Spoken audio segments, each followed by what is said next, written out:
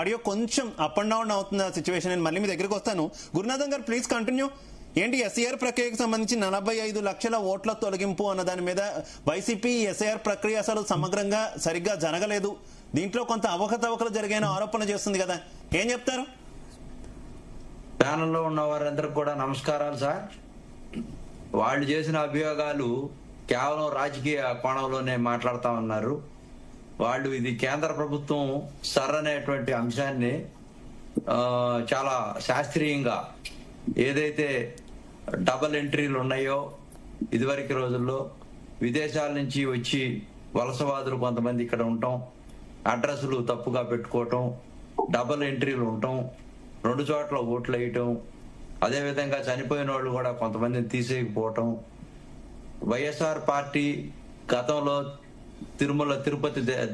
Tirupati Lok Sabha by ఎలక్షన్లప్పుడు దాదాపుగా 3-4 లక్షల ఓట్లు, పైచిలకు ఓట్లు అక్కడ వాళ్ళు చేర్చుకున్నట్టుగా తెలుగుదేశం పార్టీ మీద నెపాలేస్తా ఉన్నారు.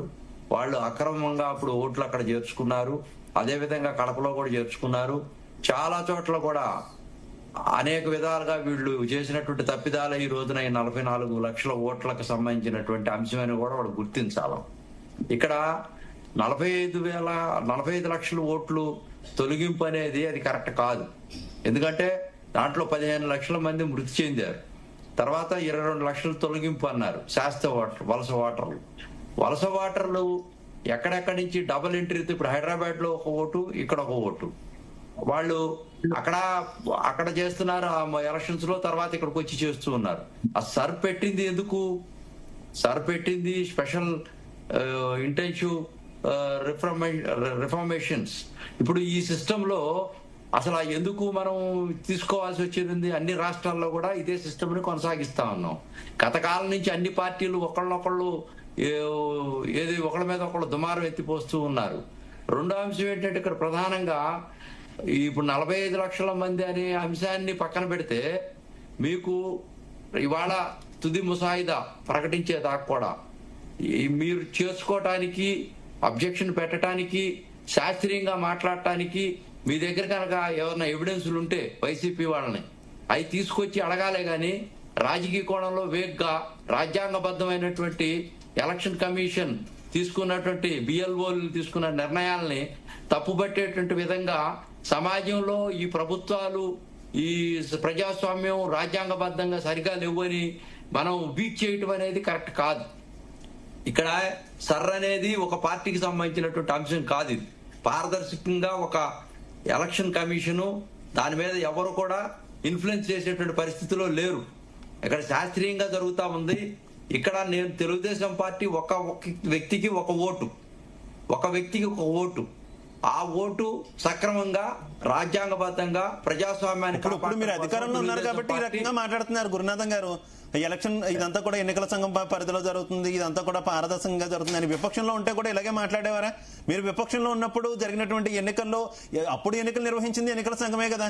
కానీ తిరుపతి ఉప ఎన్నిక సందర్భంగా చూసుకున్నా, ఎక్కడ ఉప ఎన్నిక జరిగినా చూసినా ఇతర ఓట్లు ఎక్కువగా తీసుకొచ్చి నమోదు చేపిస్తున్నారు. మొత్తం అంతా కూడా అవినీతి జరుగుతుంది, ప్రభుత్వం తోడ్పాటు ఉంది, ప్రభుత్వ అధికారులే కదా ఇందులో ఉంటారు. ఇలాంటి అంశాలన్నీ మీరు లేవనెత్తారు కదా అప్పుడు మేము చాలా సార్లు సార్, మేము ఆ రోజున అప్పుడు మేము చెప్పాం. కానీ అక్కడ గవర్నమెంట్ వాళ్ళది ఉండటం వల్ల వాళ్ళు ప్రభావితం చేశారు. మరి ఇప్పుడు గవర్నమెంట్ మీద ఉంది. నా పాయింట్ అది, ఇప్పుడు గవర్నమెంట్ మీద ఉంది, మీరు ప్రభావితం చేస్తున్నారు. అధికారులు రాష్ట్ర ప్రభుత్వానికి మేము ఒకటన్నా చెప్తున్నాం సార్, వాళ్ళు చేసినటువంటి తప్పిదాన్ని మేము చేయదలుచుకోలేదు.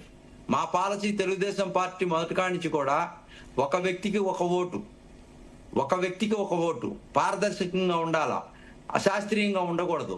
ఇది 70 సంవత్సరాల నుంచి కాంగ్రెస్ పార్టీ ఈ దేశంలో పరిపాలన చేసిన దగ్గర నుంచి కూడా ఈ ఓట్లు సిస్టమ్ అనేది ఛానలైజ్ చేయకుండా ఎప్పటికప్పుడు డిబేట్ అవుతూ అందరికీ అక్కడ ఎవరైతే బలవంతులు ఉంటారో, ఎవరైతే గవర్నమెంట్ లో ఉంటారో వాళ్ళందరూ కూడా ఇన్వాల్వ్ అయ్యి చేసుకునేటువంటి పరిస్థితులు తీసుకొచ్చారు.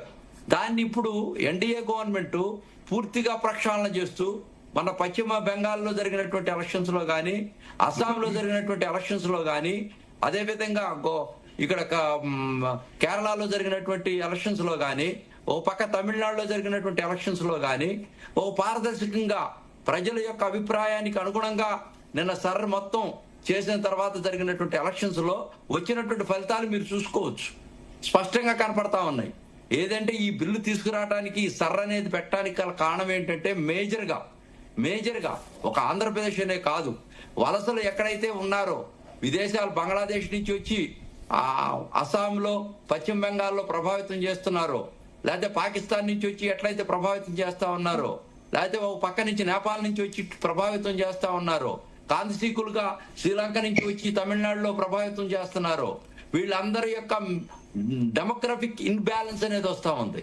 ఇది పరిపాలనలో డెమోగ్రఫిక్ ఇన్బ్యాలెన్స్ అసమతుల్యత ఎప్పుడైతే వస్తుందో, స్థానికులకి ఎప్పుడైతే అధికారాలు ఉండవో, వచ్చినటువంటి మెజారిటీ వాళ్ళు ఓటర్ల రూపంలో వచ్చేసి పరిపాలన మొత్తం వాళ్ళ చేతుల్లోకి తీసుకొని ఇక్కడ ఉన్నటువంటి స్థానికులు ఇబ్బంది పడేటువంటి పరిస్థితులు వస్తా ఉన్నాయి.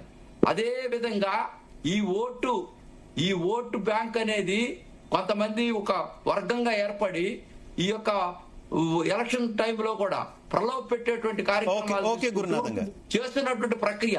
దీన్ని మేము గవర్నమెంట్ లో ఉన్నా కూడా మేము వ్యతిరేకిస్తాం. మనతో పాటు వైఎస్ఆర్ కాంగ్రెస్ పార్టీ నుంచి షేక్ మొయినుద్దీన్ గారు, అలాగే ఎనలిస్ట్ మస్తాన్ రావు గారు కూడా జాయిన్ అయ్యారు. ఇద్దరికి కూడా వెల్కమ్. ముందుగా షేక్ మొయినుద్దీన్ గారు, ఏంటి మీకు ఉన్నటువంటి సందేహాలు ఏంటి?